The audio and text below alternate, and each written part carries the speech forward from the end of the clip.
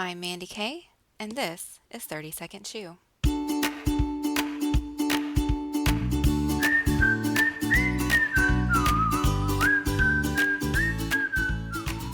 Before I dive into this week's topic, I wanted to tell you guys about another new weight loss surgery podcast called Changing Our Ways, spelled Weighs. Grant and Chantel are part of the weight loss surgery community in Australia and are hoping to help break down barriers and stereotypes relating to weight loss and weight loss surgery. You can find them on iTunes or wherever you prefer to get your podcast, and I'll link to their show and social media in the show notes. Now on to the show. This week is all about protein. If you've poked around any weight loss surgery community, then you're already aware that protein is our number one priority after surgery. But do you know why? Protein is what makes up our muscles. In fact, most of our cells are made up of protein. Even before surgery, we need to be sure and eat enough protein. Our bodies produce 13 amino acids, which are the building blocks of protein. But there are 9 other essential amino acids that our bodies don't produce, which means we have to get them from our food. Before surgery, it's pretty easy. After surgery, however, it's more difficult simply from the sheer volume of food that we can no longer eat. The first week after surgery, I couldn't take in more than 4 ounces of liquid at a time. Yet my goal was to get at least 60 grams of protein in during that liquid phase. It's not easy. Once I moved up to food, I couldn't eat more than a quarter cup of food at a time, yet I still had to get 60 grams of protein in. So why do we eat protein first? It's math. If we ate other food first, our new stomachs would fill up and we simply wouldn't be able to meet our protein goals. But is protein really that important? Yes! Protein aids in the healing process after surgery. You've got wounds both internally and externally that need to heal. Protein helps that happen more efficiently.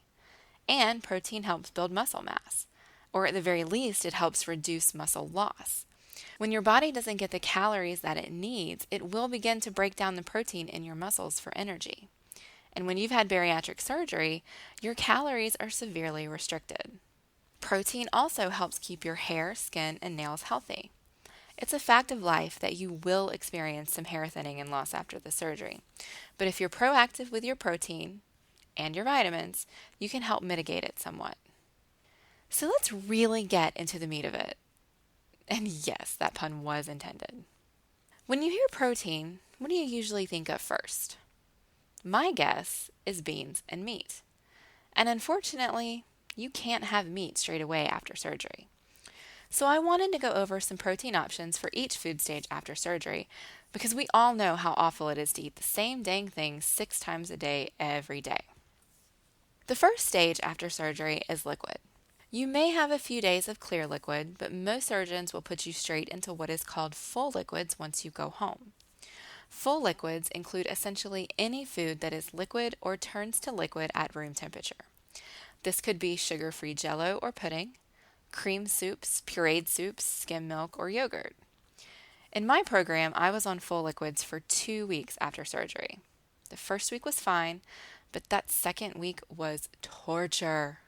I just wanted to chew something, and I imagine you will too. Unfortunately, you really can't at first. Your stomach is just too inflamed to handle digesting anything that you would have had to chew first. So, here are some suggestions to help you get through that stage. My first protein suggestion is going to be a controversial one, depending on who you ask. But I have talked to my nutritionist and confirmed that as long as my labs are good, then it works for me. And I'm 1 year post-op and my labs are excellent. So let's talk about GenePro.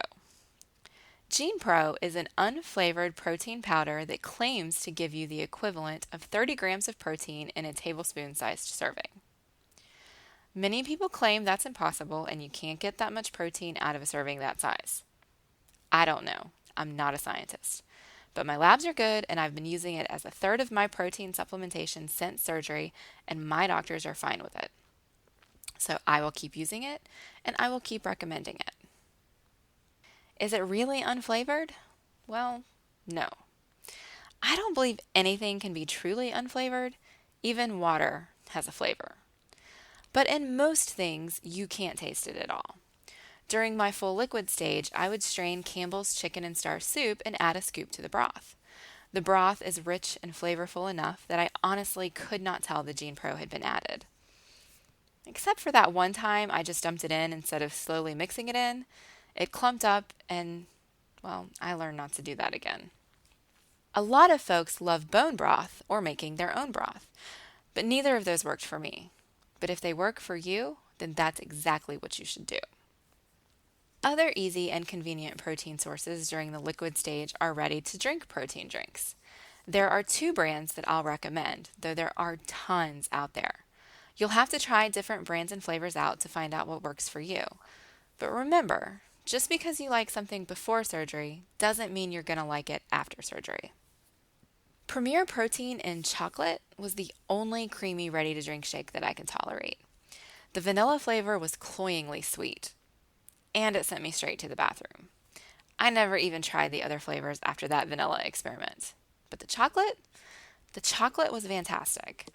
And it worked really well when I couldn't sleep because I was having hunger pains the first week after surgery. A few sips of this thicker, creamy shake really helped calm my tummy down. And you can buy these at nearly any grocery store. Isopure makes a clear, zero carb, ready to drink protein drink. Some people love it, and some people hate it. I could tolerate certain flavors so long as I didn't smell it as I was drinking it. Protein stinks, y'all. I really liked the lemonade and grape flavors, and it worked out to be about 4 grams of protein for every 2 ounces of liquid, and that felt really productive when I was only able to drink 2 or 4 ounces at a time. And you can buy Isopure online through Amazon. You can get it at GNC. I don't think Vitamin Shop has it, but you can check. And if you have any other vitamin health food stores in your area, definitely call and ask. It gets a little easier once we move into the soft food stage. This stage is a bit different for everybody depending on your surgeon. Some people have a puree stage between full liquids and soft foods. Others go straight into soft foods. So I'll combine them and offer examples for both. This is the stage where I started mixing Gene Pro into mashed potatoes. A quarter cup of mashed potatoes is really not very many carbs. It was easy on my stomach, and I could add protein to it. It was a win all around. And there's also eggs, but only scrambled or poached. Fried or hard-boiled eggs weren't allowed at this stage. One dish that seems to be a favorite for a lot of folks is the ricotta bake from The World According to Eggface. I'll put a link to the recipe in the show notes. I never tried this one because I didn't have a pureed stage, but if I had, I would have supplemented the protein from the ricotta cheese with Gene Pro. Tuna became my best friend during this stage. I ate so many scrambled eggs and tuna pouches, but not at the same time. This is also when I started being allowed to eat deli meat and cheese. I would weigh out an ounce of each and roll them up together. I even took this as a snack to the movie theater once. My favorite dinner during the soft food stage, when I was 4 to 5 weeks out, was what I called a taco-less taco. I'd make ground beef with taco seasoning, weigh out a quarter cup, then add a small amount of shredded cheese, sour cream, and diced tomato. It was delicious after so many weeks of liquids and very soft foods. The other meat I started eating right at around a month out was chicken thighs. I would cook them in a crock pot so they were so tender the meat fell off the bones. My nutritionist would tell us that during the soft food stage that we shouldn't eat anything we couldn't cut with a fork, and that included vegetables. For months, my diet consisted of nothing but protein shakes, eggs, tuna, deli meat, ground beef or turkey, and shredded chicken thighs. And since I ate my protein first, I had no room for any fruit or vegetables. I don't think I started eating vegetables with my food until I was a good 6 months out from surgery. And even now, at a year out, I still don't eat very much in the way of fruits and vegetables to make sure I do get that protein in. It often feels like your diet can't be varied when you have so many restrictions, but you can find new and creative ways to make your meals so that they work for you. I've included links to all of the various things I've talked about in the show notes. If it's an Amazon link, it is an affiliate link that will help support this show and other content from Eloquent Gushing. I won't give a protein tip this week since this whole episode is nothing but protein tips. So if you have any comments or questions, please get in touch. I love to hear from my listeners. After all, this show is for you.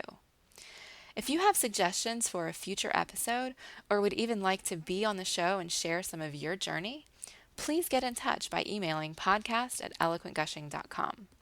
You'll also see a bonus show appear in your feed this week. Eloquent Gushing has launched a Patreon page, but rather than take up time in your regularly scheduled podcast, we made a separate show to explain what Patreon is and why we decided to launch. Look for that later this week. If you want more information now, please visit patreon.com/eloquentgushing.